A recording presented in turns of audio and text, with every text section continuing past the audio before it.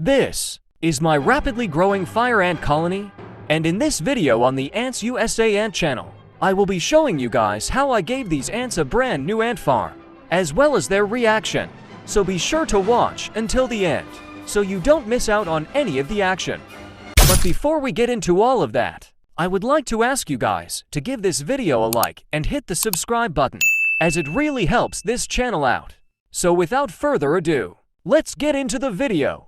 If you have watched some of my previous videos, you may know that I have a very fast-growing 12-week-old colony of fire ants, which started out with only 2 workers. But from there, week by week, grew and grew and grew some more, until the colony had reached its current size, at which they are now completely filling up their birth test tube. This was great, because by looking at this explosive growth, I could conclude that the colony was doing well. Here you can see the egg-laying queen, who besides the other 5 founding queens who were killed by the workers, is the mother to all of these other ants.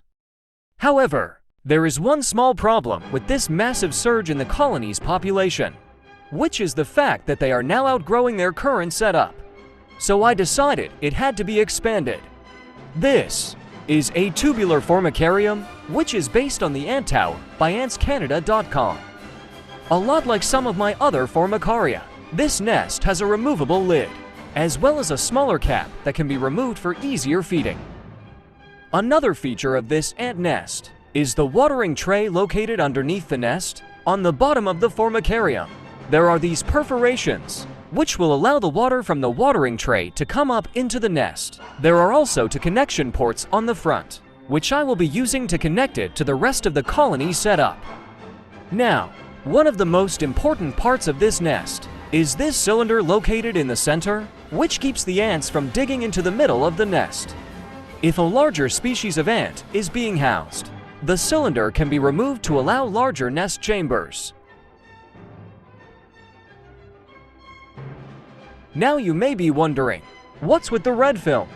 Well, ants are unable to see red light, so as light shines through the red film, the ants won't be able to see it and build brood chambers up against the acrylic.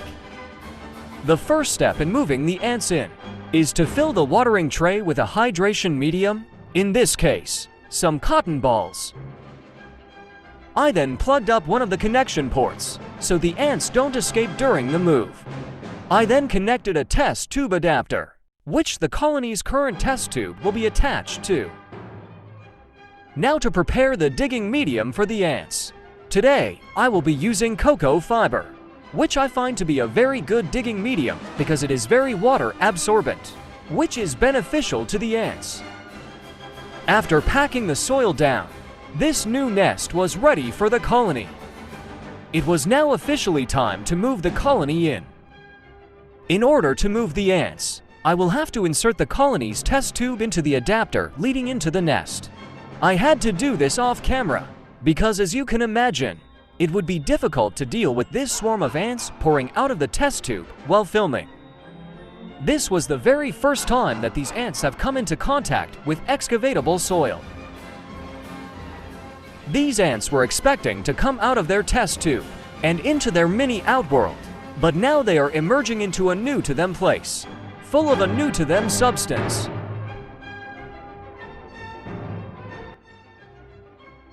Despite never before having seen soil, their instincts to dig had already kicked in, as you can see with this worker here.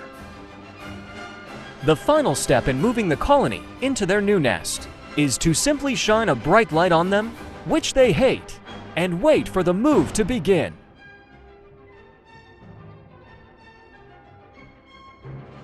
There was already a steady stream of ants moving in and out of the test tube, conveying information about the new space to the rest of the colony.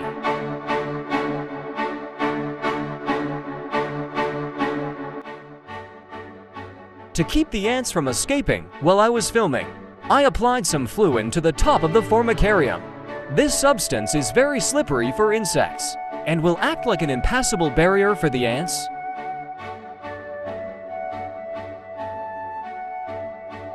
I decided to get a really good look at the queen, because after she is moved into the soil, I would probably never see her again.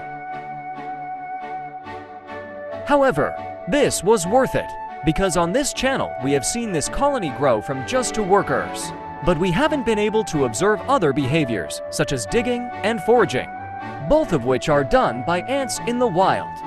So in short, adding more natural spaces like this to this colony setup will allow them to act closer to how they would in the wild, which we can observe here on this channel.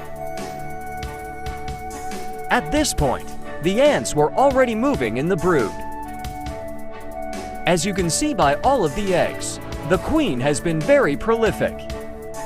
These eggs would soon be moved in along with the rest of the brood. After a few minutes, the ants had started an organized burrowing effort and had begun to dig their first tunnel here. The next day, the colony had moved out all of the brood except for the elate larvae. This is probably because this brood is hard for them to move, as well as not very useful, because they simply turn into reproductives and not workers.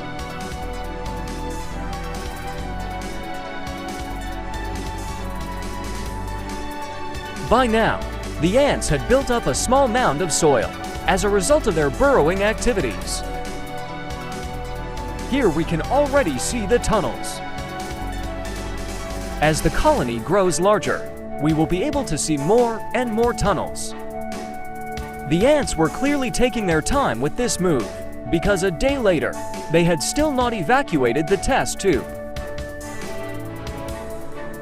However, there was now much less brood left in the test tube. As for the ants still stuck in the other half of the colony setup, they were still trying to get back to the nest, so I decided that it was now finally time to reconnect them to the rest of the colony. To do this, I would have to connect a piece of tubing from the formicarium to the mini outworld. Removing the plug and inserting the other end of the tubing.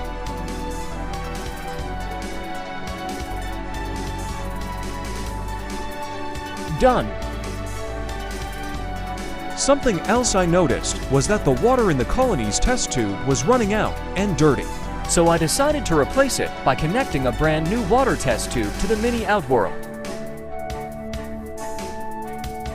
While I was at it, I also decided to give them a sugar water test tube so they had a constant supply of carbs. The colony's setup now looked like this. I knew that the ants would be enjoying this new expansion, as it gives them the opportunity to grow their numbers even further, as well as allow them to dig their own tunnels. Not long after, a worker had discovered the water test tube and began to drink from it. Meanwhile, the workers from the mini outworld were finding their way up into the new formicarium. In no time at all, a strong trail of ants had formed in the tube. The workers were surging out of the nest to begin foraging their hunting grounds again.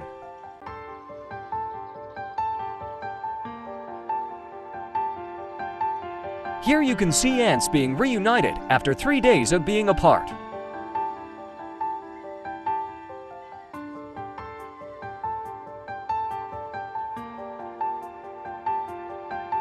Shortly, the ants were swarming into the tube leading into their outworld to finish eating the superworm which they had been working on before the expansion.